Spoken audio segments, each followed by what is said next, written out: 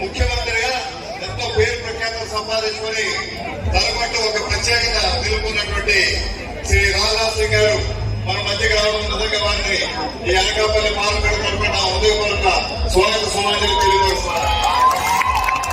దానికి సంబంధించిన కొన్ని సమస్యలు ఉన్నాయి. వారు తప్పనిసరిగా వారి దృష్టిలోకి వెళ్తే ఆ సమస్యలన్నీ కూడా పరిష్కారం ఉంటాయి.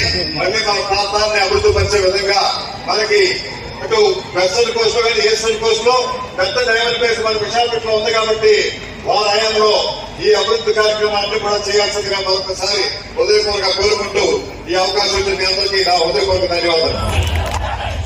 మాజీ అధ్యక్షులు ఉత్తరప్రదేశ్ ముఖ్యమంత్రిగా కేంద్రంలో ట్రాన్స్పోర్ట్ మినిస్టర్ గా వ్యవసాయ మంత్రిగా హోంశాఖ మంత్రిగా ఇప్పుడు రక్షణ శాఖ మంత్రులుగా ఉన్న రాజ్నాథ్ సింగ్ గారికి అనకాపల్లి పార్లమెంటు ప్రజల తరపున స్వాగతం సుస్వాగతం. అలాగే 7 మంది अभ्यर्थी हमारे भारत के जब लोग दुनिया के दूसरे देशों में जाते थे तो भारत की बातों को इंटरनेशनल फोरम पर जिस सीरियसली लिया जाना चाहिए नहीं लिया जाता था, लेकिन भारत का स्पेशल